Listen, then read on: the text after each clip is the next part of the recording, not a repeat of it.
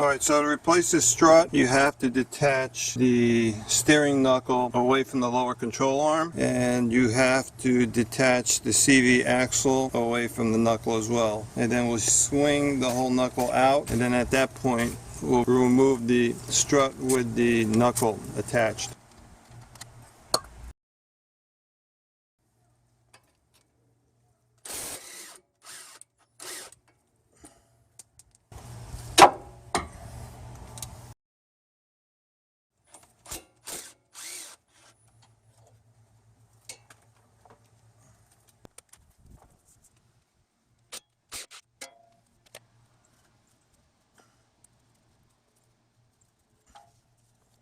Attach the ABS line.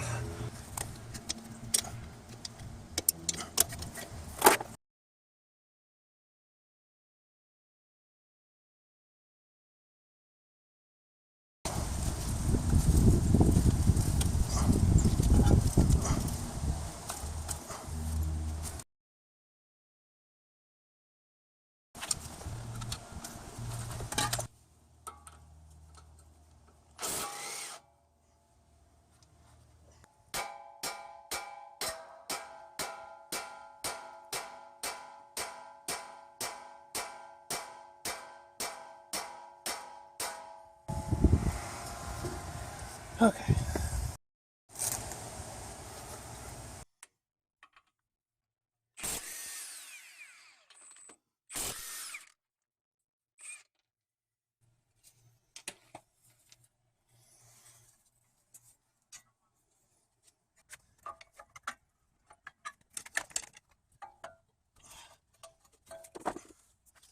Okay. Then we got to remove the brake rotor. Got this retention screw.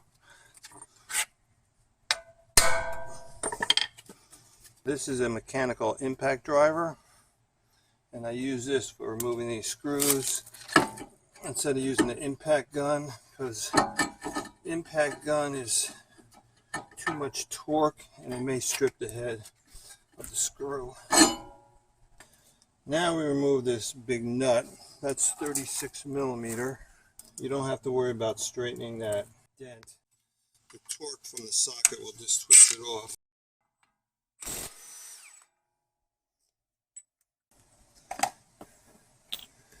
And then you got to punch the shaft through to make sure that the spines aren't stuck. Okay,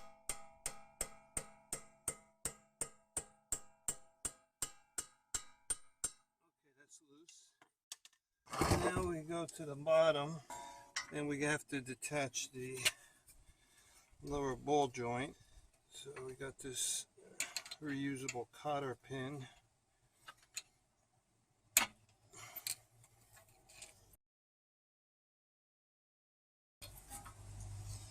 Then you use a 19 millimeter box wrench.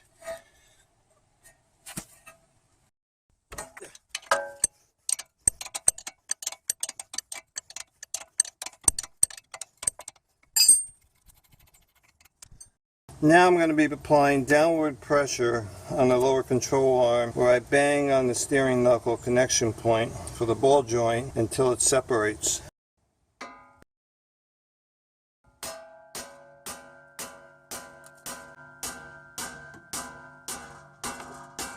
There.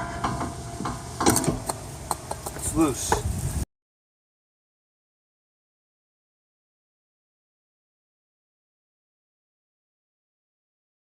Loosen up the strut a little bit so it can move laterally when I detach it from the lower control arm and the CV axle. Separate the control arm from the steering knuckle. If you notice here, the CV axle is still stuck, so I use a punch tool.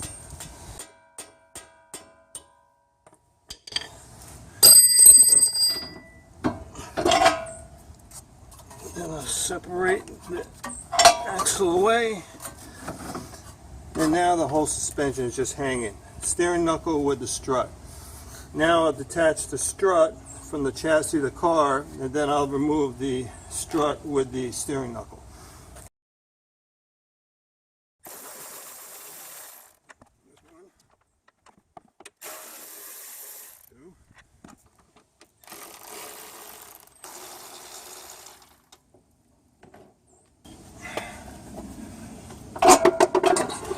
There.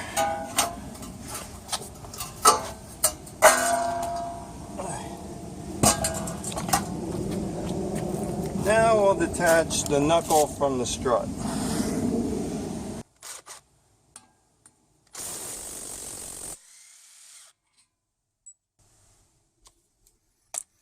Then we'll just take a hammer and separate it.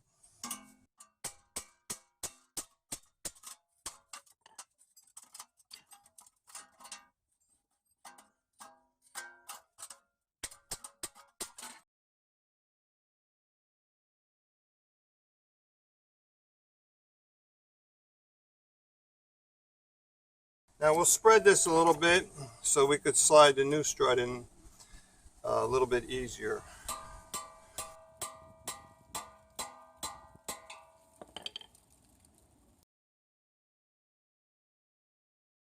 This alignment pin is supposed to line up inside here like that.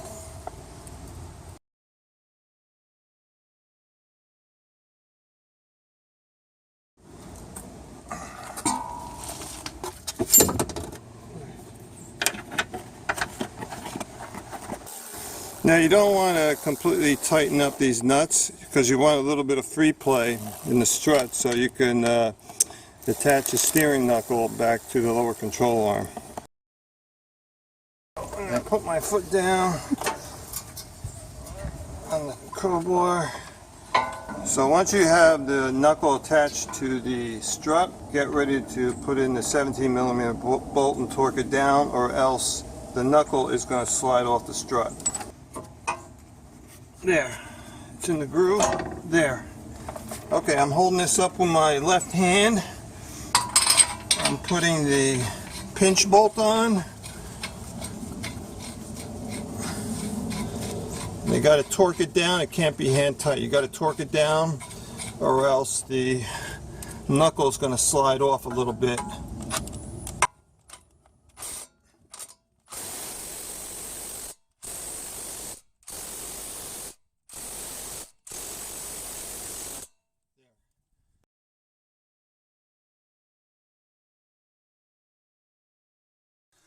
Alright, now I'm going to put the CV axle back in. I put a little grease on the splines so it won't get stuck in the future. Okay. Now I got to push down the control arm. I got to wiggle this in.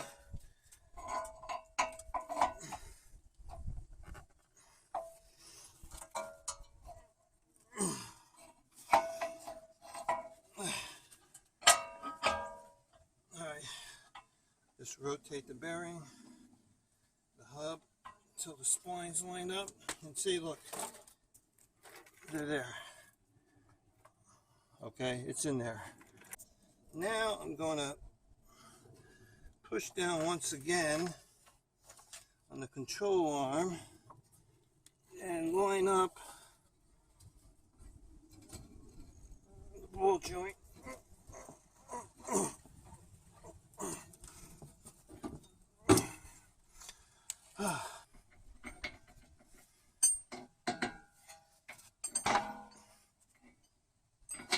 There. Now we put back on the ball joint nut.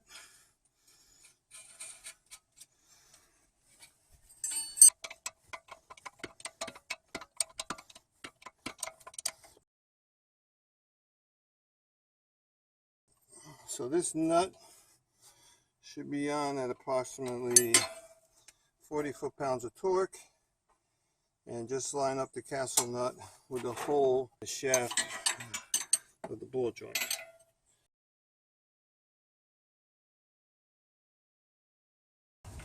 So we're going to torque this down until that dent lines up with that groove over here.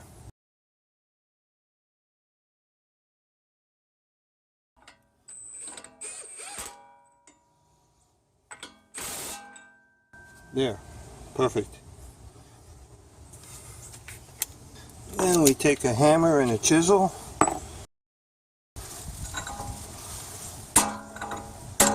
There.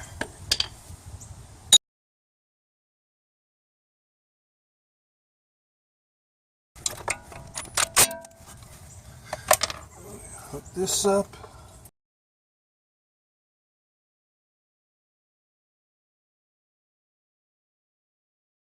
So we'll put some anti-seize on the hub and rotor contact surface to prevent future corrosion so that the rotor doesn't stick if it needs to be replaced or serviced.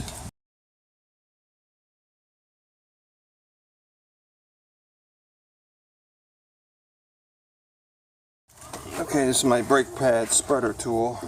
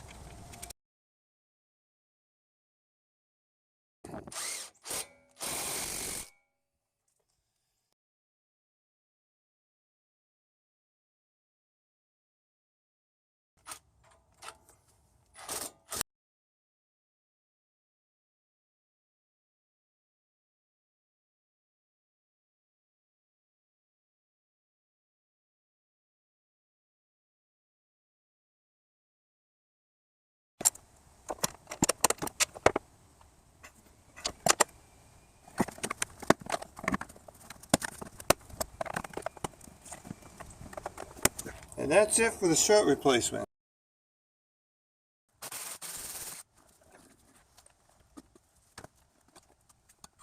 All that leakage. So no rebound. It's shot.